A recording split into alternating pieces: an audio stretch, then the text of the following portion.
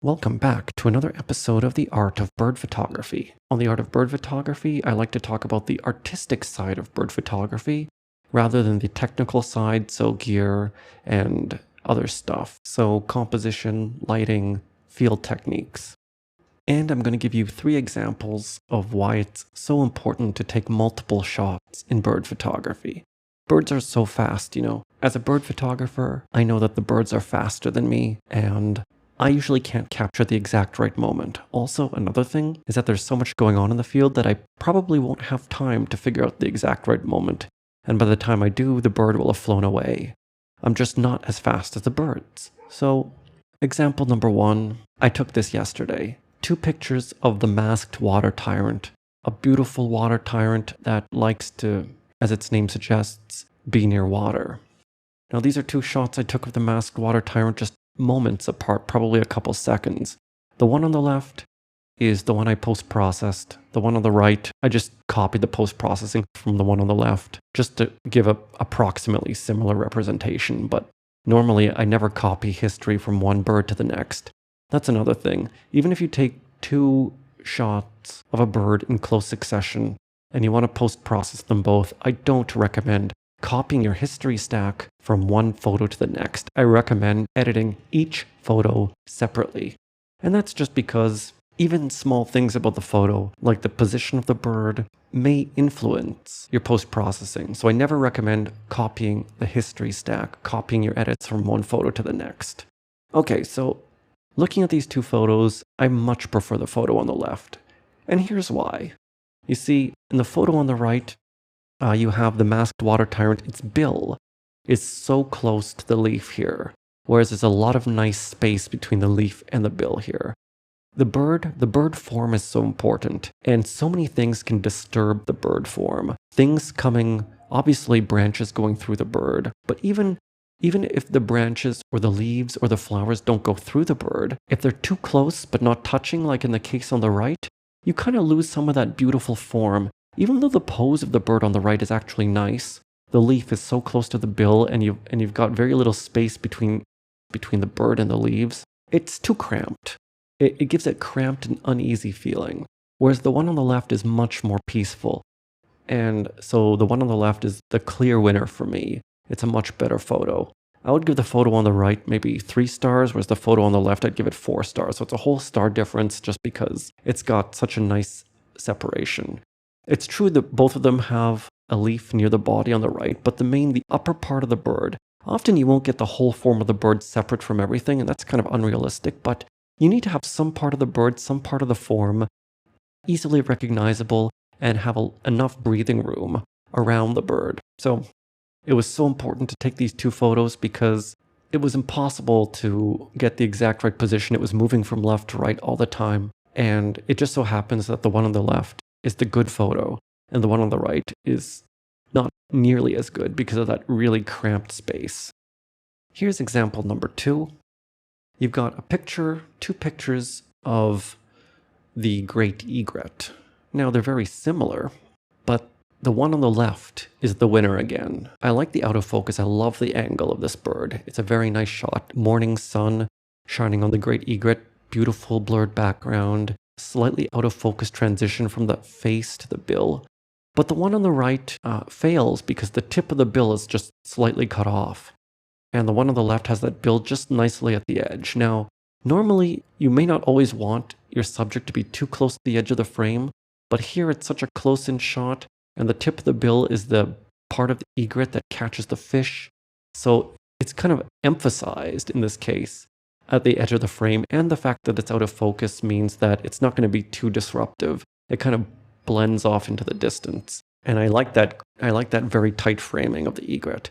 But this is another case where taking 2 shots was important. It might have been the right shot that was the shot that the bill was in the perfect position.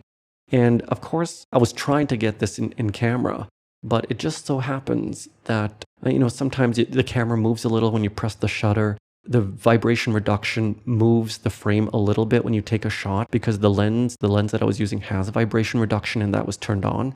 So in this case, again, so important to take more than 1 shot. And if the bird is very still, like in this case, you can look at the back of the camera after you take a few shots to make sure at least one is exactly the way you like it. Final example. Here's some shots I took a week earlier. This is an example where the last shot was the best shot. None of these photos are edited except the actual good one, which I'll show you later.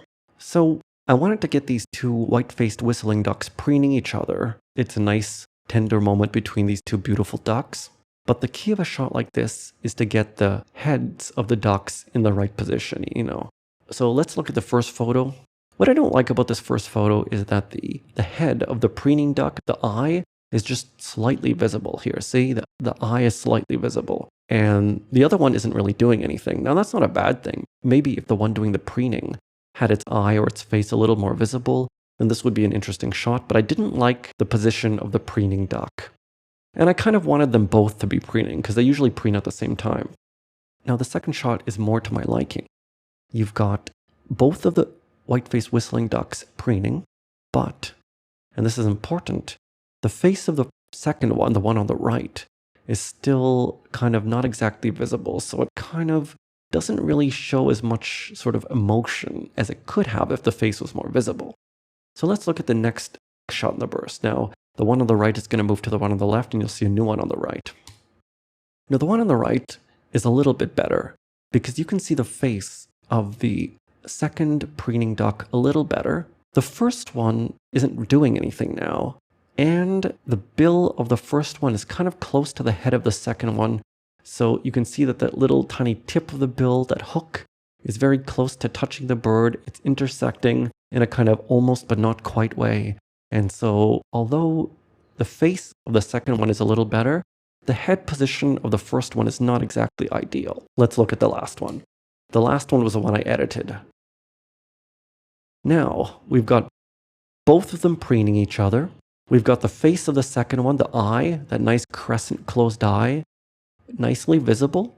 The first one also, its eye is visible, and it's doing the preening on the top of the head of the second one, and the second one is preening the sort of neck, breast area of the first one. So very nice head position of the both. You've even got a little feather coming off on the right-hand side here to show the preening action.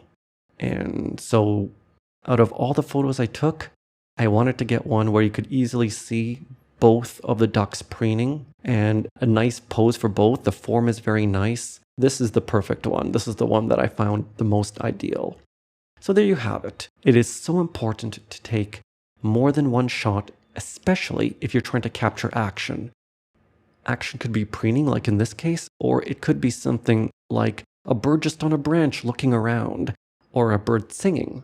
You want the mouth open, you want the eye open, and so you have to capture multiple shots to get the exact right pose. So when you're trying to capture a bird and it's actually moving a little bit, the pose will be different every time, and those different poses will make a huge impact on your photo. I would say the other shots here, again, like 3-star shots. This shot is a 4-star shot because it's got such a nice pose. And that happens every time. Every time you encounter an animal moving, shifting, one pose will look so nice and the other ones will just look so-so.